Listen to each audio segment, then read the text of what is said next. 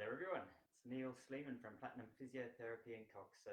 And no, you haven't logged on to a strange movie. I've just got my swimming cap and goggles on.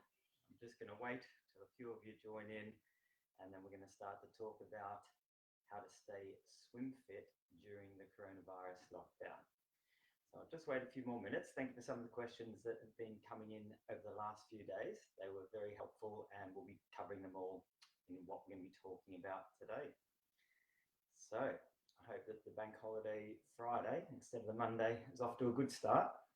It's going to be a nice warm one in the UK. It's like low to mid 20s all over the UK. And I think that just makes this topic even more interesting, because I've no doubt if we had our way today, a lot of us would be out there swimming, probably in the open water, for those that are open water swimmers.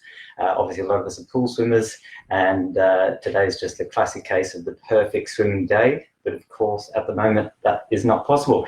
So for those that are logging on now, welcome. I'm just going to take my goggles off. Might keep the cap on a little bit longer, because we're going to be doing a little bit of swimming exercises today, and then we'll see how long I can keep this cap on.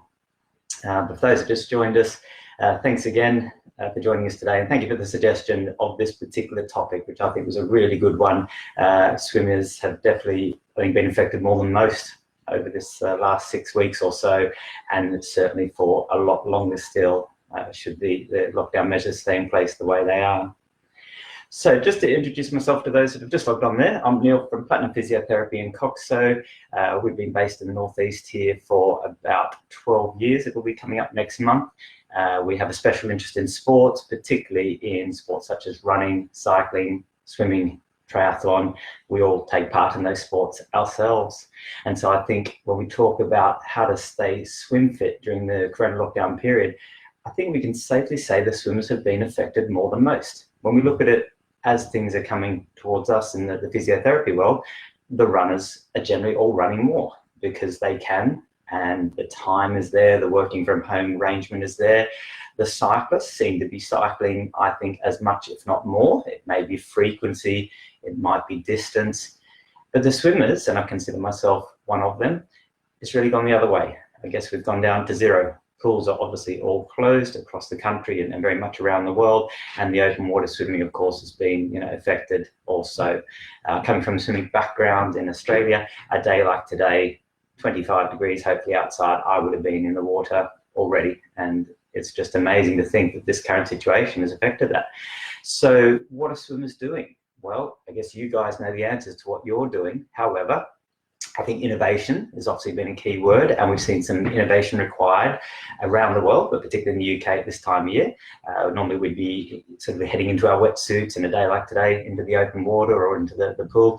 And a lot of people have done things at home. Some people already had endless pools. They've been able to use that even more so than what they would this time of year. And other people have made some homemade devices, whatever you want to call them, tubs of water and bits and bobs joined to their hips to allow them to swim. But not everyone can do that. And that's what we're talking about today. How do we stay swim fit during the corona lockdown period? And there's longer duration ahead. The weather's becoming better. We would be open water if we could, but we can't. So this is where we can help you today. And to talk about things that a lot of you may not know that we have done for many years as physiotherapists with a special interest in sport, but hopefully I'll explain why this kind of approach works.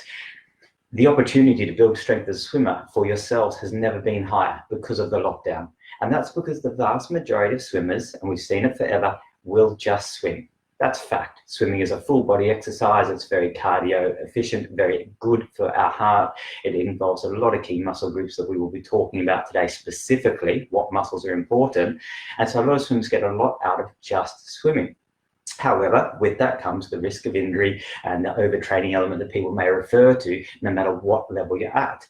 So given a certain amount of time per week, most swimmers will just swim. And that's just the fact of the way it is. And I think more so than runners. It's probably easier to swim more often than to run more often. Cyclists probably somewhere in the middle. But we do get a lot of overuse injuries with swimmers pre-lockdown, pre-corona, because they just swim and they don't strengthen. Well, now's your time to strengthen it.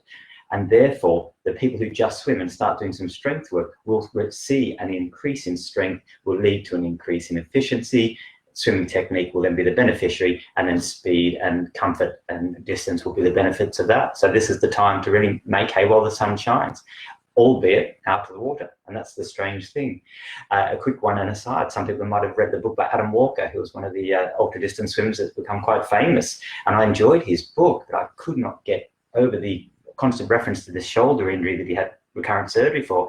And not once in the book did I see any strength work. He just swam or he rested. So he'd do his 6-hour training swims for the English Channel and the other challenges around the world, and then he'd rest and have an operation. It was a very bizarre approach, and without knowing him or knowing what he did, it just felt like what we see in a lot of swimmers. They just swim or they don't.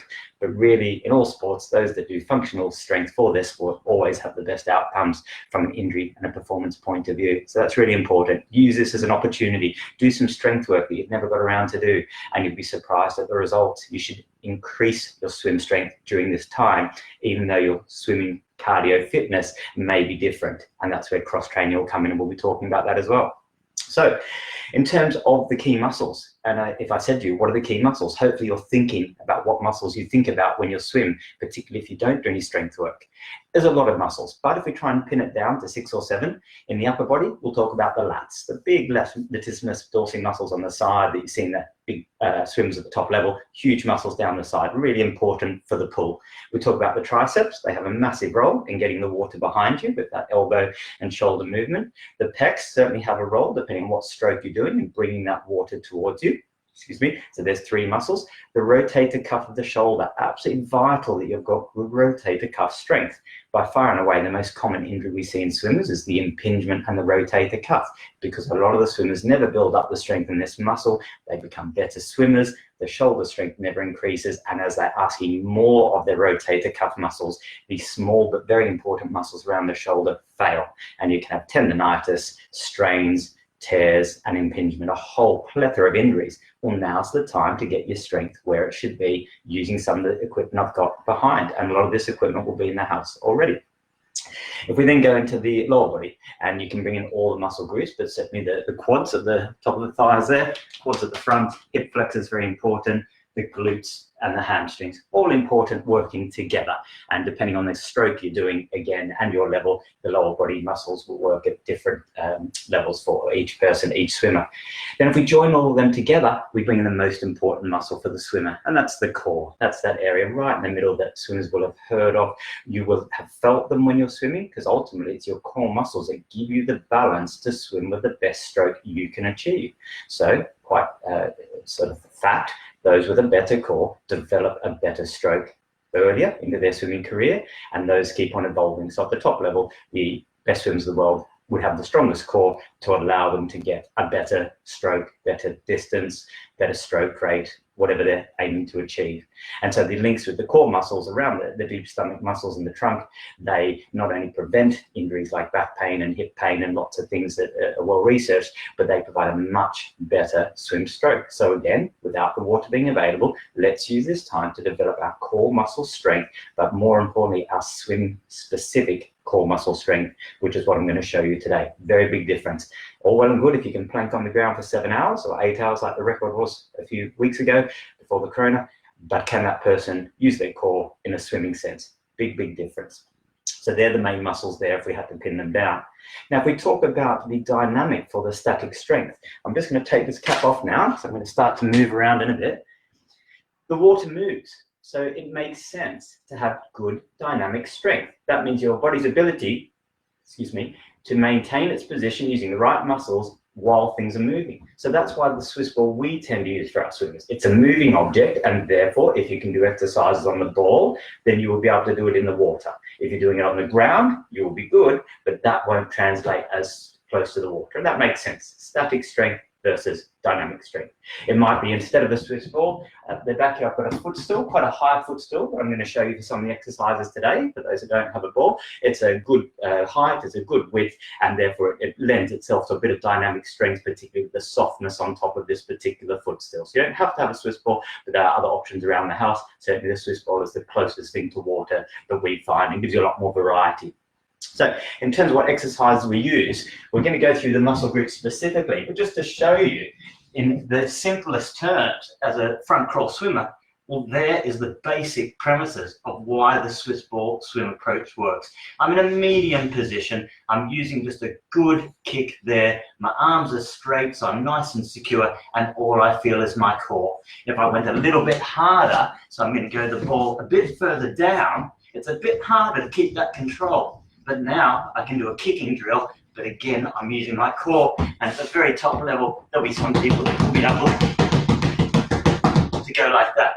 And that's more of a strength build that you wouldn't continue for a longer duration, whereas the first one you would. Without the ball, still with that footstool, like a high footstool, same position, my feet are in the air, and now I'm in the same position. And I can add lots of things. I can bring one arm up, and then I'm still doing a basic swimming position. So that's the kind of premises between the swimming specific strength. But that brings in a lot of muscles together. I want to drill it down to help you because you might have one weak area. So let's talk about those particular muscles. Let's talk about the lats first. In the gym, where we go to a lat pull down machine, in the old days, you might have pulled it behind your neck. We don't approve of that. We tend to turn our hands this way and pull it in front. But again, swim specific, I wouldn't say it is. If we had some elastic or the Dynaband, we're getting a little bit closer. We're pulling the Dynaband in a shape that's not too different to the swimming shape. However, I'm vertical, so that's not particularly swim specific. So in that case, why don't I line my front? Why don't I use the Dynaband around the chair? I'm going to keep my feet on the ground initially, and you'll just see in the corner of the room, one arm and then the other arm. Little bit of resistance because the yellow is just a light resistance, but I'm going with exactly the same shape that that lat muscle has to do. So I'm being sport specific, but even more so muscle specific. Lat pull downs in a swim position. If I wanted to make it harder, I would lift one foot, possibly both feet off the ground, depending on my level. So that's the lats. If we talk about the triceps, historically, we go to a gym and we might do those tricep extensions. I don't swim like that, so I wouldn't call it very specific. Tricep dips, I'll just use this settee here. There's a bit of an argument. I'm pushing my body weight the same way that I would the water, but I wouldn't really have my arms that far back, so it wouldn't be that specific. Doing a tricep dip on the Swiss ball, I could get a bit wider, so I agree, that's getting closer. But again, if I go to that horizontal position, I can do my tricep extensions in that swimming position, and I'm just going to do my elbow extension. Pull back, pull back, pull back, pull back, and the same thing on the front, on the footstool. So I'm looking for that element, that pushing of the water, tricep isolation to get that movement, and that will carry over nicely in that position there. The pecs, again, with that sort of chest movement in the gym, we might go and lift some weights, do some bench press, chest press, that's all good. Press up, certainly going to get a lot of strength there. But again, the swim specific nature is probably something we need to do. If we went on the Swiss ball and we did our press ups that way, and we used our core muscles to help us. At the top level, the press ups will be done with the ball further down, and now you're putting all your body weight through. That will allow your core muscles to talk to your pecs. If we didn't use the ball, you could do the same thing on the footstool there, and you might get into the habit of doing some press ups there. But there's another one that we like. Let's lie down on the ball or on a settee. Let's get one weight. Let's face the screen this way and do a single arm chest press, because we don't always do front crawl with two arms moving the same direction. If I do a chest press with one arm, you'll see I'm not letting myself rock side to side. Therefore, my core muscles are working with my pecs to stabilize. And that means a weakness in one side of your chest will be found out. A single arm chest press on a Swiss ball particularly, but on a raised footstool that you can lie down, very powerful exercise. Get your hips off the ground, that's vital. Mimic the position you would be in swimming with that straight position. So that's the pecs. Rotator cuff. In the gym, there are some people that do the rotator cuff exercises, very good. That's the shape you're after with the catch of the swim. And quite specific, but again, we're in vertical rather than horizontal. So this one that we do a lot in our Swiss ball classes, we lie out front, we get that stability, and with a very light weight, we actually rotate like that with the dumbbells. Something you can do, lying on your front, over that raised cushion or footstool. If you've got the elastic, again, same thing. We're going onto our front, nice steady position, and I'm rotating, but this time I'm going to alternate. 1, 2, 1, 2. Same shape, 1, 2, with the core muscles leading. So that all of those muscle groups, lats, triceps, pecs, rotate the cuff, the 4 major upper body muscle groups of swimming, all working with the core. You do that strength work now on a regular basis at a fairly low level of weight, as in less power, more repetitions, you'll build up your strength. And these kind of exercises can be done daily. And that's what separates this approach. If you're doing heavy weights programs in the gym on the upper body, you wouldn't do it every day because the intensity is so high, but you're not necessarily building good muscle patterns and links. This approach exercise you can do regularly without the fear of injuring yourself because the weight is low, protecting by the core. Therefore, you're going to increase your power much quicker as you do it more often. So that's the upper body. Now we're talking about the lower body. We'll go to the quads. We could go to a gym and we can go and sit on a leg press machine and do that, or we could do a leg press. But the specificity for swimming is very poor, almost zero. It wouldn't help your swimming. You just build big quads. We might go and do squats and lunges, and we do a lot of those in our sports fit programs, obviously. But again, single leg squat, questionable because we don't want that much knee bend. So what can we do? Let's go back to the ball. You're going to try and get that good kick that we talked about. Let's make our quads and our hamstrings work. Let's make it harder. Let's lift one arm up. Can we get both legs up in the air? Not easy. And then can we do a small kick? You do the same thing over the footstool. Lying down, one arm straight, and let's get those leg muscles working. So we're building strength and control. We may not be building the intensity of power that a big leg press machine would be, but you'll certainly get a much better outcome with regards to the core. And we'll talk about cross training and things like that to help the lower body. So that's another example. In terms of Swiss ball exercise, a little bit more specific still for the lower body, this frog one is quite a good one. We lie on the ball, we have our feet just on a wall or a settee. My knees are just off the ground. You may not be able to see. I'm just going to leave it there. And this is to help with push-off, not just this actual swimming, but the wall push-off, and you push off. Come back to the wall, a bit like a frog, so great for breaststroke, push off. And I'm using my core muscles very strong to do that. And the more confident I get, the bigger the push. Now, obviously, you need a ball to roll, great swim, glute exercise there. A lot of breaststrokers have used that one, for many years. So in terms of the exercise there that we've covered, there's a lot of good ones, better with the ball, but certainly on a static surface, it can be used there. And the frequency is the key. Key muscles with the core and can be done regularly. So we certainly like that approach for all of those muscles. Any other muscle groups, just put on the comments there because we're going to be flagging the comments that are coming through after I get to the next few points. So in terms of the cross training, yes, swimmers should cross-train more. I think often swimming is used as cross-training from other sports, like running injuries and things like that. But conversely, swimmers should go out for walks. They should jump on the bike, particularly at this time of this corona period, because your cardio is being affected and you won't be walking as hard as what you would swim. Therefore, the swimmers that have bikes and have the confidence and have the time to get out safely, whether it be mountain bike or road bike safely, do it. And in terms of the frequency, a couple of times a week to begin with. If you're a non-cyclist, if you normally cycle a couple of times a week, then you might cycle maybe 3 or 4 times a week comfortably. Do that cardio work. Build your leg muscles, build your core on the bike, then let the swimming stuff take care of itself. So do cross-train. It's a hidden opportunity to do cross-train that you wouldn't normally do. And that's something that swimmers, I think, are benefiting from as the weather improves. Take advantage of it because you don't want to be that frustrated swimmer that only wants to swim in the pool or the open water. The weather's getting better and now you're kind of stuck because of the lockdown. So that's really important. So in terms of what we do about 40 classes a week, and that's the key with a lot of the strength work we do is the variety. Obviously, the sports fit classes are where a lot of the swimmers do. This Sunday afternoon, the sports fit class, I think it's about 4:20, will be a swim fit class. A lot of the swimmers have asked for a swim fit class, so we're going to be doing that specifically. Won't involve the ball, the sports fit class, because not everyone has it. people that have the Swiss ball, absolutely the Swiss ball classes, 20-25 a week of those. Do check the timetable and just drop us a line to inquire. We organise the trial for you. If you need a Swiss ball, we can also organise that for you, and that will allow you to just test the water with doing this strength training as much as possible. Now, one thing I do have to mention, because swimmers again asking about it, is the foam roller. If you're doing more of a particular exercise, and it might be more squats, more cycling, that's where the foam roller comes into play.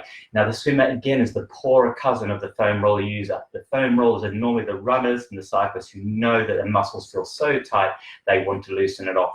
But these key swimming muscles respond just as well, just as good. The lats, for instance, if I lie on my lats in that area, and I've had a good swim session either in the water or doing these exercises, I can easily get to that lat tightness to loosen it off. I can get to my triceps. I can get in, loosen off that if I'm doing triceps work. My rotator cuff and my pecs are very accessible into the front there, into the pecs, and the foam roller under the armpit. And I'm just rolling around there. The looser you keep the muscles with the foam rolling, use these days more so than stretching, because you can get a little bit closer to the tightness, the more effective, and therefore the foam rolling helps you do more strength work there. So hopefully that's a good rundown of how to stay swim fit, is to find something using equipment in the house. I use special little dumbbells here with no weight, but you could use tin of beans for those exercises. The Dynaband, the elastic, is very accessible. We can certainly put you in touch with where to find them locally. These are great for swimmers because that little small movements that the Dynaband gives you mimic the water. Those little ripples in the pool with the arm, that's what the Dynaband gives you. You can change the angles a lot better, so possibly a little bit better for swimmers than the weights. Efficiency and control versus power. That's probably how I would see it. And then obviously the Swiss balls, said we can definitely get some Swiss balls to you, people that want to trial them there. Now, in terms of the comments, I'll just double check there. There's a few that have just come through. Please ask some questions there. Some lovely comments about the goggles. We'll leave that one alone. And the hat, of course. Now, Swiss ball sizes, that's really important. Yeah, Swiss ball for swimmers size is vital. It's all on height. We have just special windows of height that give you the height of the Swiss ball. The most important thing is to have the Swiss ball blown up firm. A lot of swimmers make the mistake of having it too soft, but of course in the water you want your core to be strong. You want to be that nice shape that might be horizontal, or if you're in immersion swimmer, slightly down, you wouldn't have this funny kind of C or upside down C shape. So for me, 5'7", the 55 centimeter, I'm in the middle of the 55 centimeter range, which is this pink one. As you head towards those upper 5 foot heights, you head towards the 65, and then by the time you head into 6 foot, you're in the 75 centimeter ball. But it's not the diameter on the box, it's how hard you pump it up. It really should be very firm. So very easy, just contact us and we can send you the chart height differences. But to be fair, a 55 and a 65 ball would both be useful to someone in that height range, as long as the ball is blown up to the right height there. Yeah, so it goes down to the height there. Now, any other questions there? That was the one there.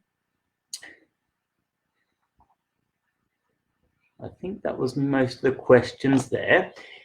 In terms of how quickly you can get into this type of program, because the intensity is relatively low, even though there'll be new exercises, you can actually ramp it up a little bit quicker than many other new gym or exercise-based programs. So if you're going to the gym for the first time to lift heavy weights, it would be not a good idea to go and grab the heaviest dumbbell and then push yourself to that limit. But when the core's involved and you can feel the core working, which we would obviously help you with in the video class situation, that's probably your biggest clue. If you're feeling the core as a swimmer, and presuming you're quite a good swimmer at your own level, then you can probably push things along a little bit more. Because ideally with all these exercises, you're looking for that core fatigue at the time and then the next day. So you still want the muscle groups you're working to be tired, but all the exercises I've shown you today are all core exercises.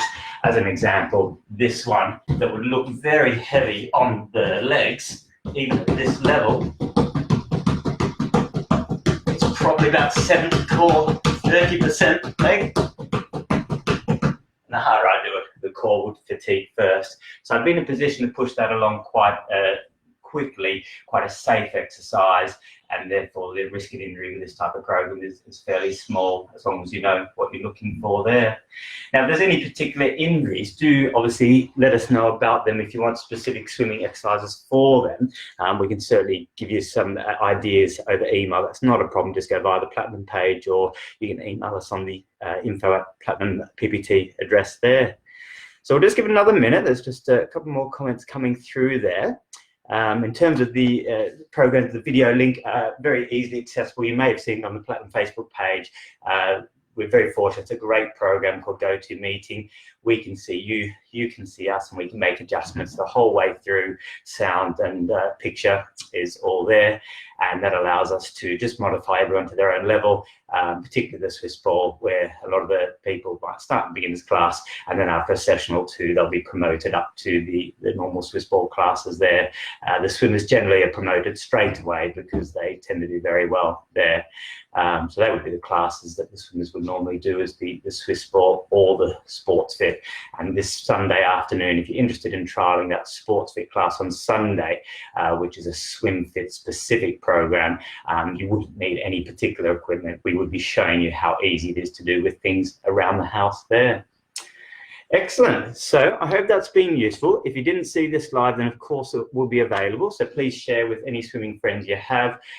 We look forward to hearing any comments and questions. Please feed back to us about more topics. Thank you, Julie, for suggesting this. I think it's a topic that needed to be talked about. I think as a swimmer myself, we are definitely, in that awkward position of being punished a bit more than most sports. So it's up to us to keep our strength going, get ready for the reopening of the pools, and obviously with the weather being like this, hopefully very soon we'll be back in that open water swimming there. So have a great bank holiday. We look forward to hearing from you, hopefully seeing you at a video link class, and have a great day. See you then.